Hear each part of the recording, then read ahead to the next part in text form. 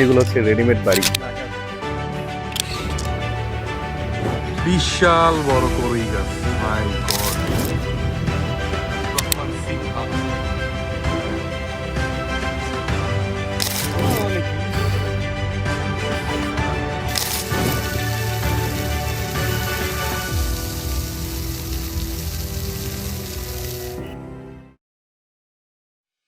বন্ধুরা মানেই তো পাগলামো, আর বাইক মানেই অ্যাডভেঞ্চার। আর যখন এই দুটো একসাথে হয় তখন তৈরি হয় এক রোলার কোস্টার জার্নি। মেমোরি, মজা আর মাইলেজে ভরপুর। আজকের দিনটা একটু আলাদা। ব্যস্ত শহরের কোলাহল থেকে দূরে আমরা বেরিয়ে পড়েছি খোলা রাস্তায়। ইঞ্জিনের গর্জন আর হাসির শব্দ মিলেমিশে যেন তৈরি হয়েছে একটা নতুন সিম্ফনি। তাই খুব মনোযোগ দিয়ে বসে পড়ো, কারণ এই ভিডিওতে বন্ধু, বাইক আর ভরপুর মজার এক ম্যাজিক্যাল ট্রিপ দেখতে চলেছ।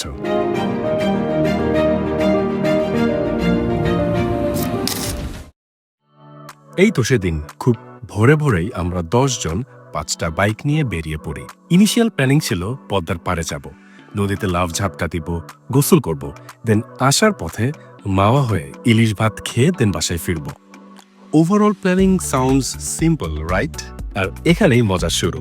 আমরা কিন্তু চিরাচারিত পথে দিয়ে পদ্মা যাচ্ছি না, যাচ্ছি সম্পূর্ণ ভিন্ন পথের ভিন্ন এক গন্তব্য হয়ে। মানে পদ্মা নদীতে যাওয়ার পুরো ভ্রমণ গল্পটাই খুব এক্সাইটিং হতে চলেছে।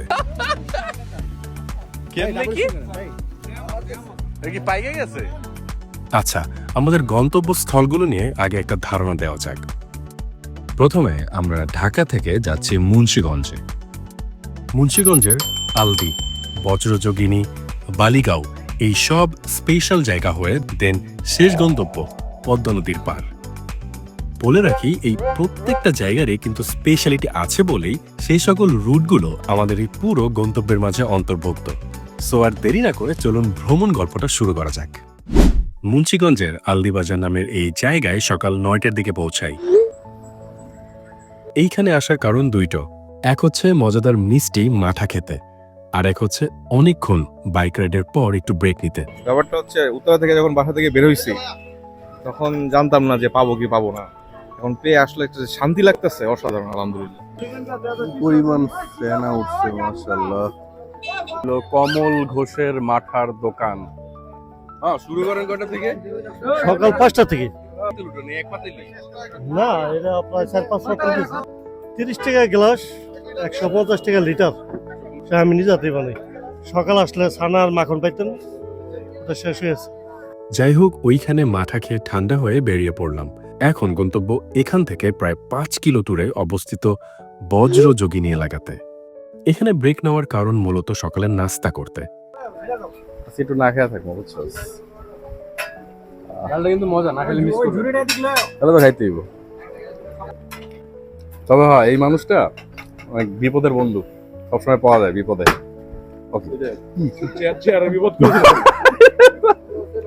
এখানে শুধু নাস্তাই না, নাস্তার সাথে দেখা পেয়েছি ফ্রেশ সবজি আর প্রকৃতির এই সবুজময় অপার সৌন্দর্য। দেখা মিলল রেডিমেড ঘর বানানোর কারিগরদের, যারা এই আস্ত বাড়িটা বানিয়ে বাংলাদেশের বিভিন্ন জায়গায় চড়া দাম থেকে সাধ্যের মধ্যে দামেও সাপ্লাই দিয়ে আসছে। বিশেষত হইতেছে এখানে হচ্ছে রেডিমেড বাড়ি বেচে।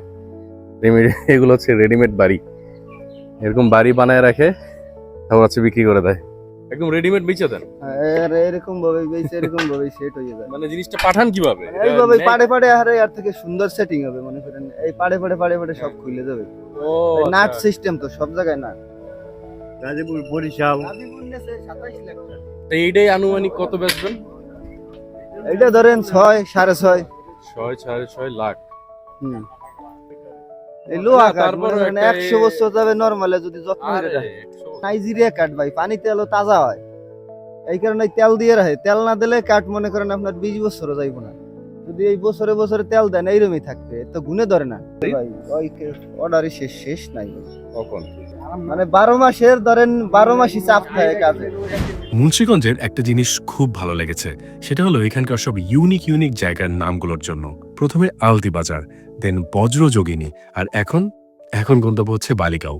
বালিগাঁও যাওয়ার পথেই আমাদের দেখা মিলল এক বিশাল করই গাছের, যেটার বয়স পাক্কা 150 বছর প্লাস তো হবেই। রাস্তায় এত বড় করই গাছ, তাই আমরা সবাই নামলাম, নেমে যে যার মতো উঠতেছে, ছবি তুলতেছে। জাস্ট রাস্তাটা, মাই গড, দুই পাশের চিত্র, সবুজময় চিত্র, দেখলেই মন ভরে যাচ্ছে, অসাধারণ। কি ভাই, করই গাছ জয় করবেন নাকি? হ্যাঁ, সিস্টেম আছে, বাহ, আরে ভাই রে ভাই।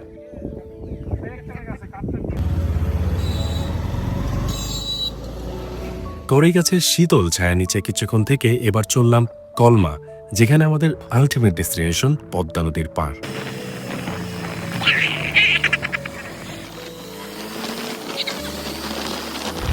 ভাই কি বানায় রাখছে এটা ভাই? কলমাতে পৌঁছাতেই চোখ পড়ল এই এলাকার একজন স্বনামধন্য নেতার বিশাল রাজকীয় আবাসস্থলের উপর। এখানে নাকি দূর দূরান্ত থেকে অনেক টুরিস্টরাই এই বিশাল রাজকীয় বাসভবন দেখতে চলে আসে। আমরাও লাস্ট ছোট আরেকটা ব্রেক নেওয়ার কথা চিন্তা করে সোজা ঢুকে পড়লাম এই ইকো ফ্রেন্ডলি বাসভবনে। পদ্মায় যাওয়ার পথে আমরা এত সুন্দর একটা জায়গা পেয়েছি, যেখানে আমরা এখন একটু চিল করার জন্য আসছি, একটু রিল্যাক্স করার জন্য আসছি। ওই যে আমার ফ্রেন্ড সার্কেল ওইখানে বসে আছে, আমি একটু এদিক ওদিক ঘুরছি। এটা বেসিক্যালি একজন বিএনপি নেতার এই রাজকীয় মহল আর কি।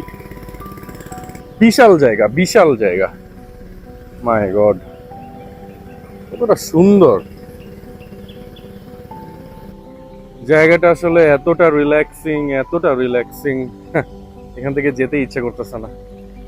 উফ, যে পরিমাণ গরম, বাট এই জায়গাটায় এসে আসলে অনেক শান্তি লাগতেছে। যাই হোক, ফাইনালি দুপুর 12:10 দিকে আমরা আমাদের ফাইনাল গন্তব্য পদ্মা নদীর পাড়ে গিয়ে পৌঁছাই। আমরা এই আম গাছটার নিচে নৌকার পাশে আমাদের বাইকগুলো পার্ক করে রেখেই প্রস্তুতি নিচ্ছিলাম কখন নদীতে ঝাঁপ দিব।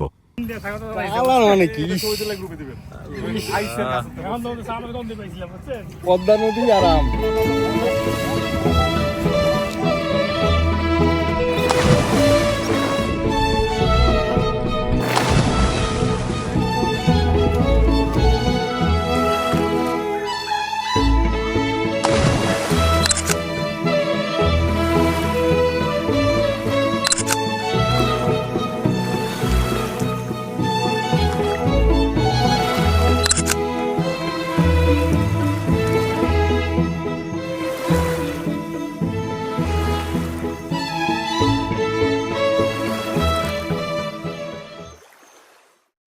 যাই হোক, প্রায় ঘন্টাখানেক পদ্মায় মোজ মাস্তি ও গোসল সেরে নদী ধারে গাছের নিচে এভাবেই সবাই একত্রে কিছুক্ষণ আড্ডার আসর জমিয়ে নিলাম।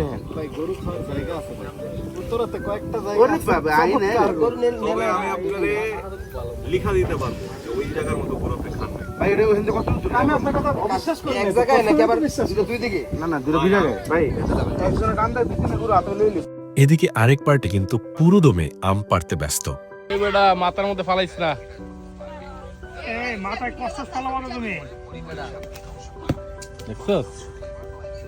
বেলা তখন 2টা।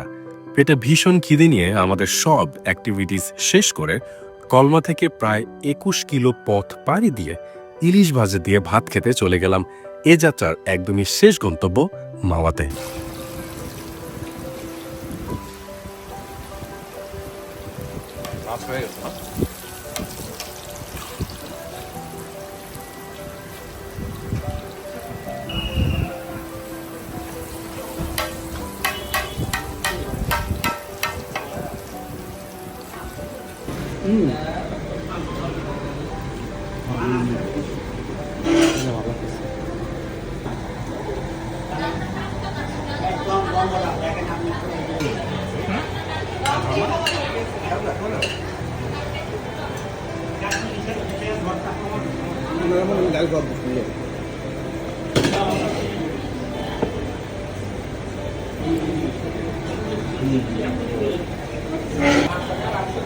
ইলিশের তেলে করে